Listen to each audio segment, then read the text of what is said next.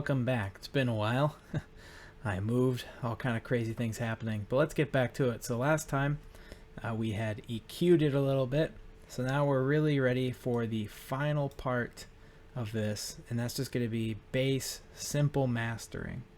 Much like the EQ tutorial, it's just the very base entry level of mastering. I would never say that I'm the master of mastering. So we'll get going on that. So what is mastering? Whereas EQ is you adjust the frequencies. So there's only so many frequencies that you can hear that can be produced. So basically you get rid of some of those or you add some so that you can hear everything. Mastering, which comes after mixing, is where you make sure the volume levels are correct. Make sure everything is loud enough. Make sure some things aren't too quiet. Some things aren't too loud.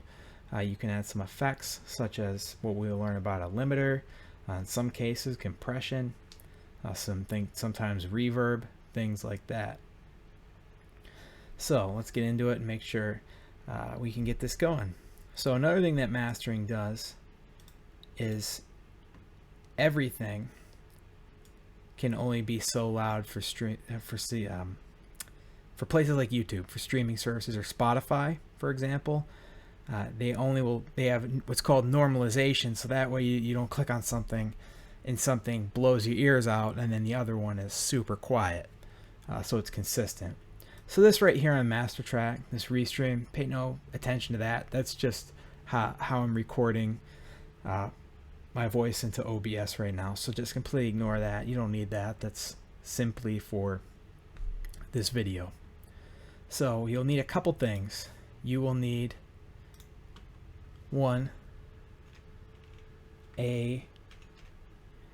see if I can get it here, a loudness meter. Ulian is fine for free. It's got some features that aren't there, but it has what you need. So now if I were to go and hit play, first of all I'll put this at the end. If I were to go and hit play now, so it's telling us LUFS, and then down here are decibels. So this is a way to measure how loud something is. So now I believe YouTube will go up to 12 LUFS, and you want to keep this below keep it around negative 1 decibel, preferably almost like negative 1.2 to 5, somewhere in there, but 1 is fine as well. You just do not want to go over that, otherwise it will clip and it'll produce this very harsh distortion type sound. So you will need that. So you'll put that at the end of your track. The way you put things in an effects chain will affect how it works. So in other words, which ones come first. So when you get a limiter,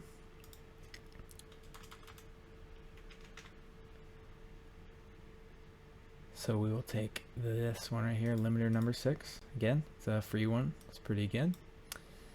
We'll put the Ulian down here, and we can put Restream down here. So what this does, so there's the peak limiter. Now what a limiter does, in the easy layman's terms, is basically will make it so it'll only get so loud so that you can raise the volume of other things without it clipping. Compressor is somewhat similar, a lot more uses across, say if you were EQing and setting that kind of stuff up. But for mastering, it makes it so it has less dynamic range. Dynamic range means how high it can go, but also how low it can go. So if you have a compressor, it'll make it so the quieter parts of the song stand out. You have to be careful with this because if it doesn't have any dynamic range, it just kind of sounds like a wall, and it can bring out unpleasant sounds in your mix. So we got that. We won't even mess with that. We got to add a few more things, because the limiter is the last thing. As a matter of fact, we can uncheck that for now. The last thing you will do, we will add an EQ. So what this will do, and why are we EQing after we already EQ'd everything? Put this at the beginning. So sub frequencies such as you know, around 60 hertz or below can make things sound a little muddy. And up here, these very high ranges, you know, above the 20,000 range, things can sound a little harsh to the ear, and you might not even hear why. So let's just hear what this sounds like. See, it's barely discernible, but it makes it sound a little more clear. So, and then you can kind of look for frequencies you don't want and kind of cut those a little bit, and you can kind of boost ones you want to, but don't do it too much. So in other words, like say I was looking for particular frequencies I don't want, so I pick this up. Now obviously when we hear this right here,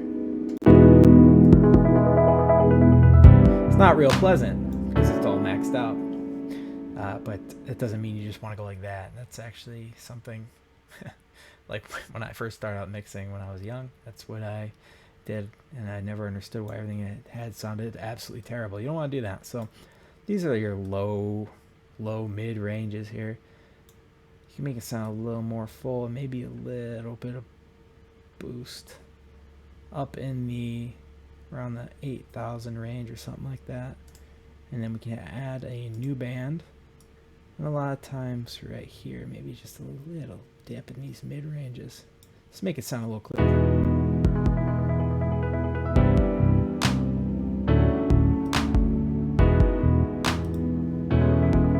See, it's not a huge difference, but it does add something. And then this is completely optional, and depending on what kind of music you're making, you might not even want this. For example, if you're making some chip tune or some kind of real intimate sounding thing where it was close and not in a big space, you probably wouldn't want reverb, but reverb can make your mixes sound a lot bigger. And this is one of the best free ones out there. Let's get add the reverb to my voice, so I can go like that. So here, so you can even hear just a little bit what it's adding. Delay, milliseconds. See if I were to up this now, see it takes a little longer, so we don't really want that. If you go too shallow, you will get this bathroom echo. You hear that? It sounds like you don't want that either. So let's go down here. There's different types. I like Great Annihilator. I think it's just got a big reverb. We want our warp all the way up.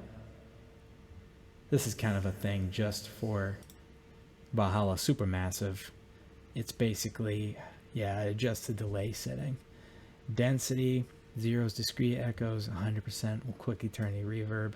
We want reverb for this, not really echo. So it sounds like that. It sounds more like a cave almost. A common mistake is that you put too much reverb on something. So that's how much this is. How much of this is applied to the mix. Right now, 13.6%. So if I were to go all the way up, and just sound like that. So I just sound like I'm in a cave. Or like this, I can show you right now. So it just sounds, obviously, no one does that, but so a rule of thumb that a lot of people say is go and get to about as much reverb as you think is perfect and do about 10% less, because it just keeps sounding bigger and bigger, and then you go and listen to it later and it's terrible. So let's try this.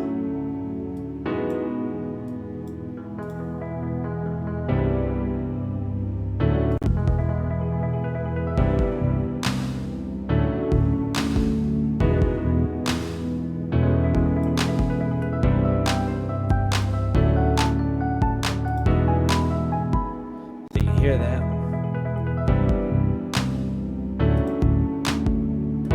Just makes it sound a lot bigger, a lot more nice. So this is how, again, we got our hertz here, so the high end. So how high, this is what the reverb is. There going to be a cutoff point for it. So you might hear, if I go here and hit play, you hear how there's almost a hiss when the clap hits in the drums. You don't really want that much. I mean, you could, depending on stylistic choices, of course. But so let's take down the EQ of this to the high end. We'll just go down to maybe around 8, and then this is good to be the low end, so we don't want too much low wub such sounds in there. So maybe I think past 200. So let's see what that sounds like.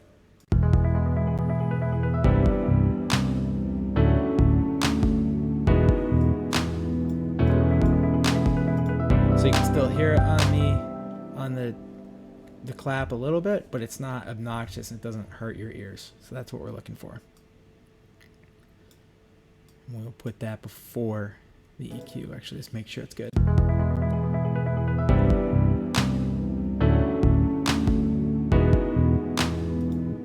All right, that's good. So now we've got that. All right, I think we can move on to the limiter. But one thing we should do there first is make sure, look at this. You want to do this. Turn off this echo. You want to make sure you do this before you do the limiter. So basically, like right down here, you can see it on the meter. The loudest part of your song, find out what it is. And you want it to be around 6. About -6, somewhere around there. 4 to 6, something like that. And so what you don't want to do, which is another, again, a very common thing to do, is you don't want to go like this, hit Control A and select all these and be like, well, I'll just turn them all up. Now, if something really does need just turned up, that's fine.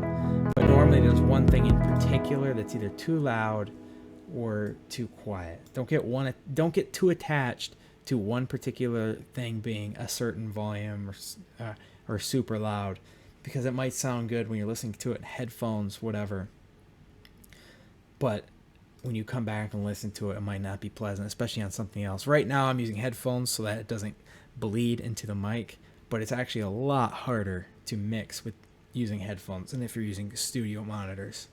And try and mix and master things with different pieces of equipment, different headphones, different speakers.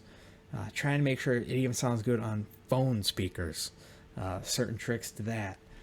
So you want to make sure it sounds as good as it can on everything, not just your particular favorite pair of headphones. So let's see here. Let's see what we can do to kind of balance this volume out. Make sure it's not too loud or too quiet.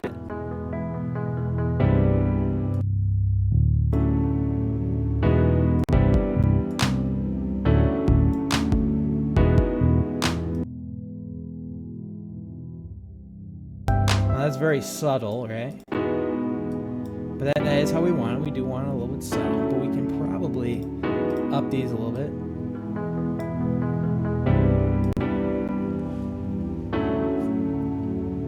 Now notice it really didn't make the actual volume go that much higher, because there's certain things that hit that volume that will be the highest. So we're at we're up there a little bit. We're about around 5 now. That's probably good. We can probably turn down this flap a little bit, kind of overtaking things a bit. So you normally want your drums to be the loudest,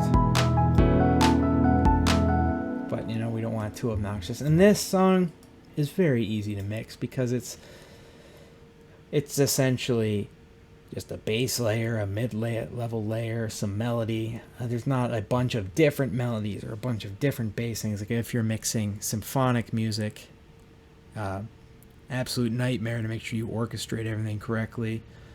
Or metal is one of the hardest to mix, to make sure you get that huge wall of sound. And you do a lot of volume automating like we do here, but we're not worrying about that. Volume automation, you learn, there's plenty of tutorials on that. This is just how to get your bass song out there. And if you're doing chiptunes, some people will tell you not even to EQ it, or EQ it at all. It suggests mastering it, but because they didn't EQ, there was no EQ in things like Nintendo. But everything was probably close to the same volume at least. So now we can probably go ahead and just do our limiter here. So we'll activate that.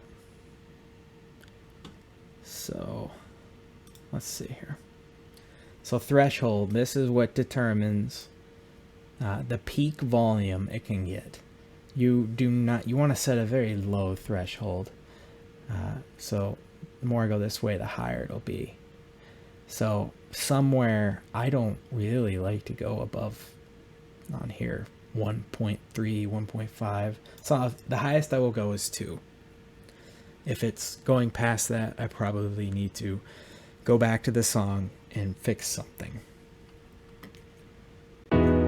So when you do this, you find the loudest part of your song, which I would assume be here.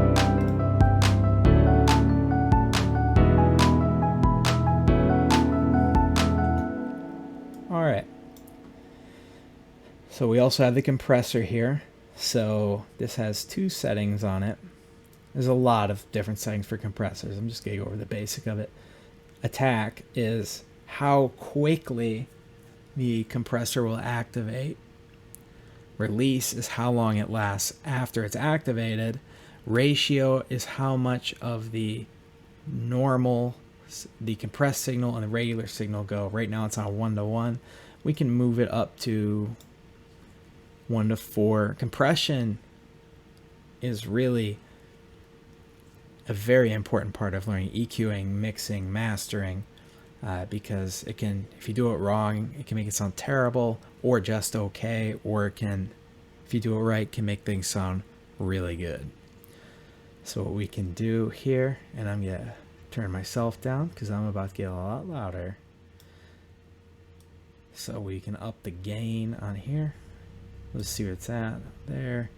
We'll lower the attack because we want it to be fairly present throughout, and we will raise the release. On here we can up the volume there. So now let's listen to the loudest part of the song and see how it is. See here? So that means you don't want that. So we need a higher threshold. Let's try 1.4.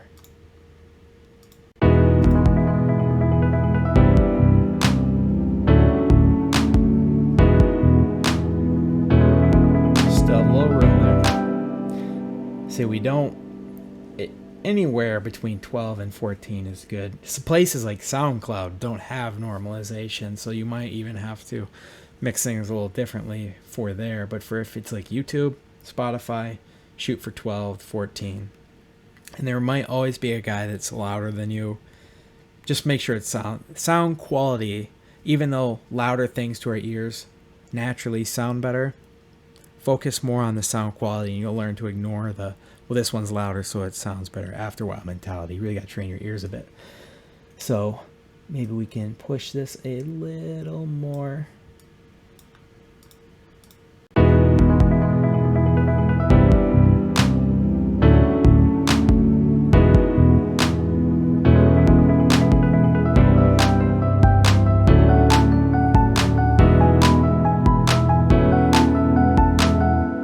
So honestly, there, we can even turn this down a tad.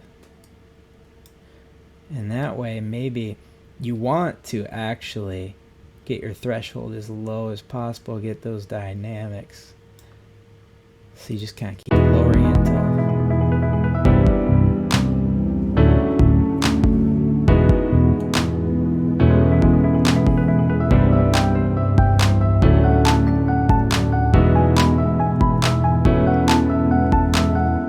So good, we're at 1.1, that's fine, and we're right around 12.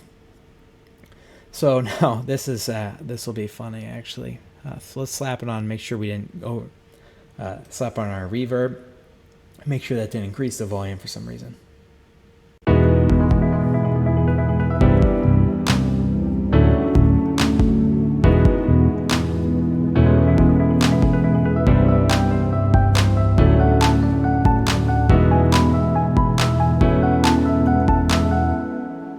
So we're good. Now this is going to be funny. So what I'm going to do is I'm just going to, I'll turn off the master effects so you can hear what it sounds like before. So this will be with, so we just heard it with master. Let's turn it off.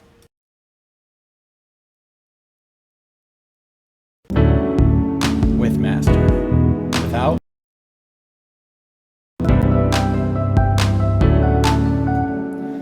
So I don't think it's hard to see why it is important. Now, a lot of times with this, I would render this out to an MP3 or a WAV file, and then would do it. But just for the sake of simplicity, I did it in this because it's not a big project. So, you know, I didn't feel the need to go into the details of cutting out unwanted sounds or fading out, things like that. However, I will show you how to render. So Control A, and let's just slide this all back so it's at the beginning, the very beginning, so when it starts at second 0.